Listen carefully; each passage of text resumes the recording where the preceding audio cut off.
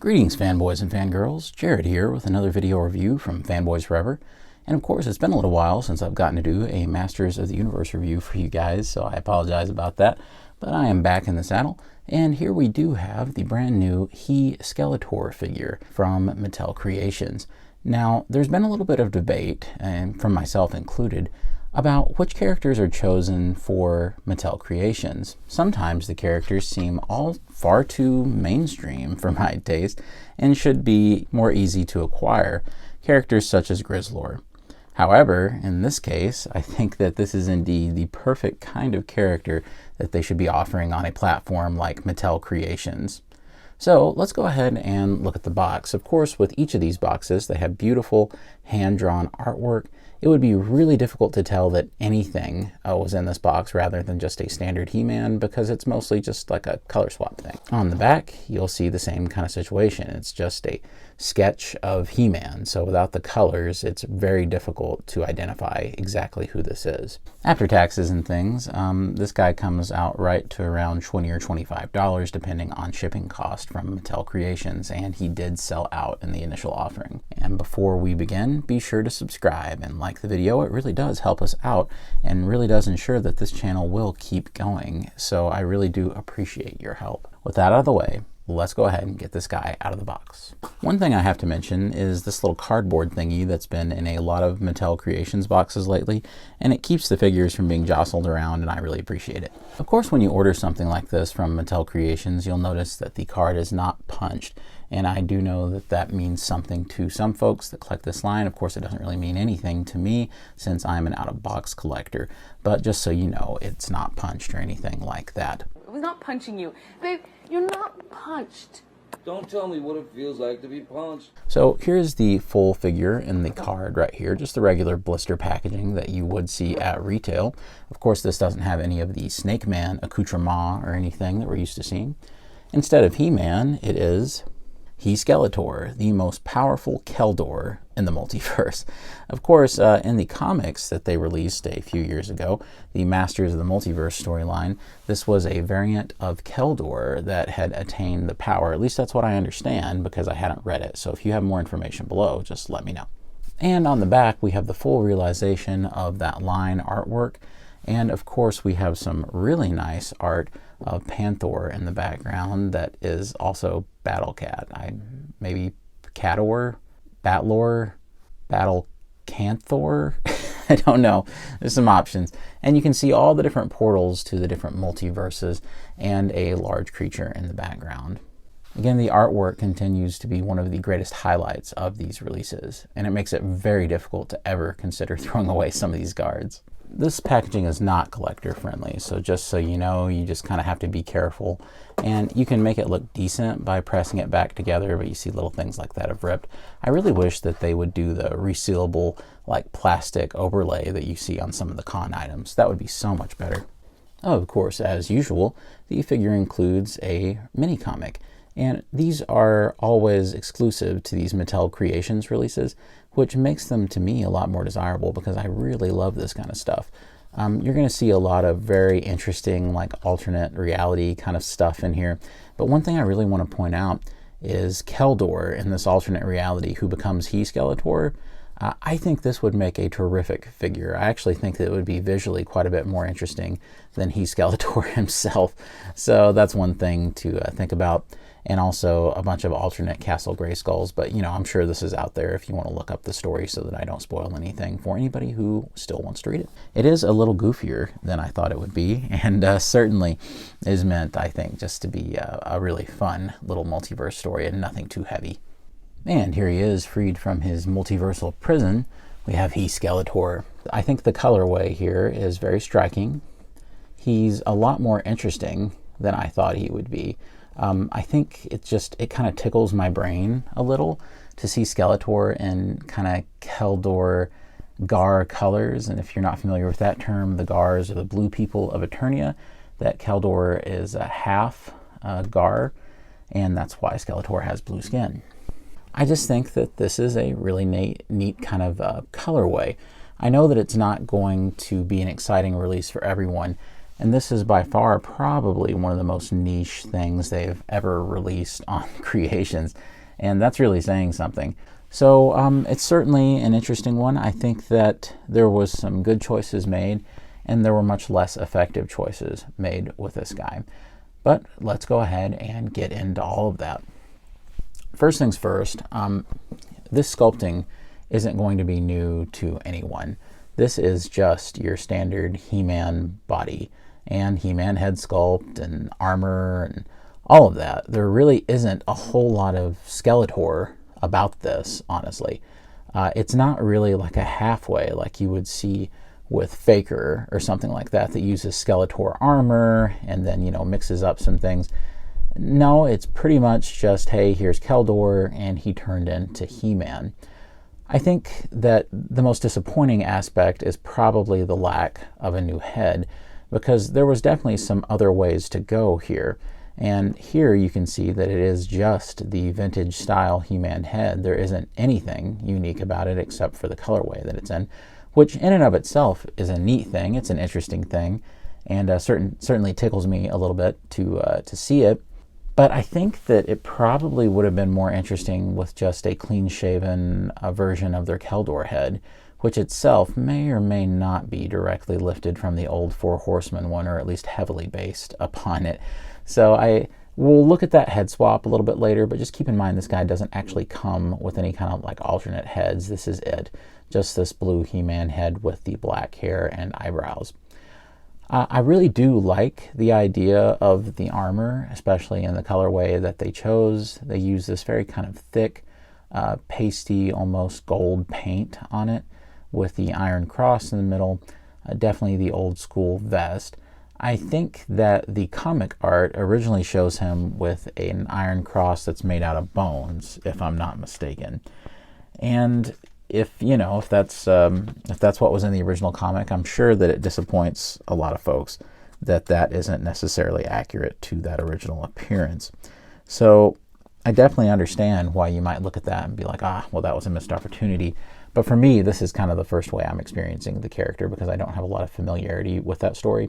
And they were sure in the mini comic to make sure that everything, matched this version that they'd cobbled together, that they'd created. I do feel like an original vest would have been the least that they could have done that was more than just the repaint. But I still think that this is pretty effective, and that 75% of the people who are interested in even owning this guy definitely won't care that much. So it might have been a very calculated decision on their part with the budget that they were given for the line, that they better not waste it on something most people won't even notice. Moving on down, the boots are just, what can you say? They're the furry He-Man boots and the regular legs that we always see. The standard power sword that they've been using for quite some time, that's meant to just look like the original toy, but it's solid, so it does not half or anything. I do like the bracelets that he has because they're using that same thick kind of gold paint. I'm glad that this doesn't feel sticky, but I've noticed that if there is any kind of paint slop on samples, it tends to happen with these. So it's probably because of how thick it is and goopy the paint is. In particular, my shield right here looks a little uneven right here, and the paint feels really thick because I think what I'm feeling is the glitter in it, but it's not coming off on my finger, so that's good. The funny thing, though, is you can see that I really don't trust clamping these down all the way. I'll show you real quick that it can, but I don't really like it because you can see, well, there's no damage right now, but it wouldn't take much to just, completely rub off this paint, and I just don't trust it. I've seen too many times where I've clamped down the shield too hard, and that became its own issue. The other funny thing in terms of quality control is that it has gold paint on this part. So in the factory, just gold paint must have been going wild, and they just threw it on there. But other than that, it's just the standard shield, so I'm just going to take that off for ease of use.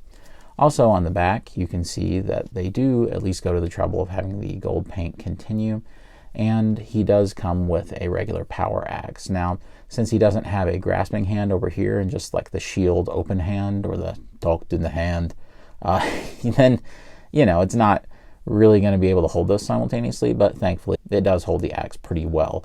So you can just clamp it back in there, but he does hold it in his hand, and you can switch out, and we can have the axe in this hand, And of course we can go back here. So at least you are given some options if you want to make him look a little bit more different than standard He-Man, and I think it works fairly well. As I always say with my Origins reviews these days, honestly, if you're watching a review for this guy, then you already own Origins figures. So there's no reason for me to talk about articulation. I only talk about it when there's something new that inhibits it or frees it up or something doesn't have like a lot of maybe a lot of tension in it and it's kind of loose. But there's nothing like that here. All the joints work really well. Everything feels really tight and good. And of course, you can switch out parts just like with every other Origins figure like this. And thankfully, it is on there pretty firmly, so he's not just kind of falling apart as you go. And I'm also really glad that the ankles don't have any issues like that either. So articulation is everything that we've come to expect, and it works really well, no issues. I do think that there's some fun comparisons we can do with this guy in particular. I think the most apt comparison is with Keldor here from the Target exclusive 2-pack. Although it's hard to imagine now, once upon a time, the 2-pack that this Keldor came in with Cronus was definitely something that was highly sought after and was when I reviewed it. Now you can get it for pennies on the dollar at different discount chains, so it's kind of a funny thing how things change like that. But I definitely think this is a cool comparison, and we'll do a head swap a little bit later when I'm trying out different ones. 2000 He-Skeletor right here, which I do think is kind of an overlooked and underappreciated figure. I'm certainly guilty of that when they first shown it off, but I really do think that he does a good job of combining the classic proportions and look with that 2000X early 2000s grunge kind of detail from the Horseman. And just for fun, here is Battle Armor Skeletor, just so you can see an angry eyes Skeletor. And I'm just using whatever I have laying around. Here is Snake Armor Skeletor, which is a very unexpected variant. If you asked me from a list of Skeletor variants which one would never come out in Origins, I would have told you this one, and boy would I have been wrong. I would definitely place this figure in the same category as I would like Anti-Eternia He-Man. He's definitely the same style of variant. I do think it's really interesting that Anti-Eternia He-Man is basically just the exact same figure and, you know, same parts. There's nothing different about the tooling as far as I can tell, but it's all just, you know, paint variations and plastic color variations. What's interesting is that he was just a standard retail release, yet he was based on maybe an even more obscure concept than He-Skeletor. So I do think it's funny, their odd decision-making process about what should be so obscure that it would be a Mattel Creations release and what is just a standard retail release. It makes me wonder if this wasn't originally slated to be standard retail and retailers wouldn't bite. And of course, in that same fun category of interesting He-Man repaints, we have Leo Toys Faker. This is the overseas version of Faker and was done as a PowerCon exclusive. And I think that they look cool together, and there's certainly a lot of kind of shared heritage, although I think this blue being so much more vivid, it's a lot more noticeable in person. I really do like this blue. So here's a funny thing you can do. Definitely in the artwork, you can tell that there's a Panther wearing like Battle Cat armor or whatever you want to say. You can totally do that if you want to, and it's not going to be an issue. I do have kind of a funny combination because technically the Battle Cat helmet should be that dark green color like Panther's armor, but of course it's not like that on the toy. So if you want to repaint one, you know, so that you can have his own mount, it's good because there's a lot of these guys, you know, a lot of Panther, at least the standard plastic version and not this flocked version that was a Walmart exclusive. Those are being offered at a really extreme discount at places like Ollie's. So if you want to get one on a deal or something and have him a mount, I think that would be really cool. So I think that that would work out nicely, and it looks pretty good. You just need to repaint a Battle Cat helmet.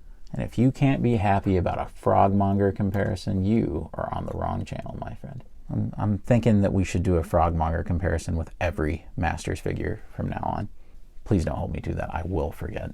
With this guy, I've definitely seen talk about ways that you can sort of improve him. And one of the easiest ways is, of course, to swap his head out with Keldor. To do that, you want to take the axe off because you have to have some place for his luscious locks to go. And it still is kind of interfered with by that little clasp back there for the axe or the sword. But you can get it on there. The blues match well enough, I think, and it looks pretty decent. I honestly think the biggest problem here is that he looks so dastardly and so evil with the goatee and the mustache and the eyebrows. It's just, I could never buy that this was supposed to be, you know, someone who's being altruistic. So I don't really think that works in that sense. If you want to do this, you totally can, but you can see just how much it angles the head down. You could try to take the tip of the hair and try to put it in the holster back here, but it doesn't really go too good. So he ends up looking down just a little. But I like this. I think it's neat, and certainly if it's something you want to try, you can. Again, although it doesn't really, the blues aren't a perfect match necessarily, it works plenty well enough to do something like this. And it's kind of a funny look at him in more of like an evil armor, especially with Keldor's big get-up and cape and everything. And I actually like that. It reminds me of something they would have actually released in the 80s. Speaking of that cape, if you want to, I actually like this. To me, this is the way to make it more interesting and a little more Keldor-like and slightly unique compared to He-Man. I like the idea of the Keldor cape, and I know it's darker than the rest, but I actually think that that's a good thing, and it helps tie in that dark color of hair with the rest of the armor. So this is my personal preferred way to do it. And here's a look if Lou Scheimer had done a direct-to-video feature for Masters of the Universe Revelation in the late 80s. This is what it would have been. He's finally gotten the power, but boy is it awkward. And finally, we have Frogmonger out here just making it happen. God bless him.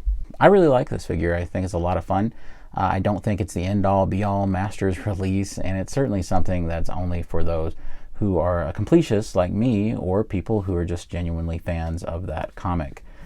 This is one you could definitely easily skip if you wanted to. It's just an obscure thing. I like the concept. I think it's fun. I'm always gonna, go in for whatever they have. So I'm probably not the best judge of whether or not this is essential because you know me, I'm always buying just whatever they offer. I do think that they could have done more to have made this a much more compelling release, and that there's elements of this that do feel just ever so slightly like that there wasn't enough effort put into it. I think just the inclusion of a unique head sculpt, whether it was He-Man with a different expression or something, or just slightly more Keldor in his appearance, really could have went a long way in having us say, okay, well, this is something, that's really special, or it's a really fantastic release. Instead, I do feel that this release was more informed by budget and things like that, and that it was just a way for the team to get out an extra release, make a little bit more money off of some pre-existing tooling, while also giving us a neat little variation of He-Man that we hadn't gotten yet in action figure form. So I do think that it works out pretty well. It's definitely not an essential figure and definitely not one of the most impressive things that they've released. But it's certainly fine for what it's trying to accomplish, but it could have been more. I do appreciate you watching today. It does mean the world to me. If you want to support our channel, I would greatly appreciate it. There's a lot of different ways that you can do that, but it all starts with a like and a subscribe. So if you can do that, then that would really help and help ensure that this channel keeps going. That really does motivate me to keep making videos. I want to thank everybody who's already subscribed as we continue to climb and the channel goes through a period of growth. Of course, we're just about to have another rash of Masters of the Universe releases, so it's going to be a really exciting time to be a Masters fan, and certainly an exciting time to be a subscriber on this channel, because I have a lot of reviews coming up, and I think that you definitely don't want to miss those. So, as always, God bless you and yours, and I'll see you on Fanboys Forever. Fanboy out. It's not punched or anything like that. I was not punching you. Babe, you're not punched. Don't tell me what it feels like to be punched.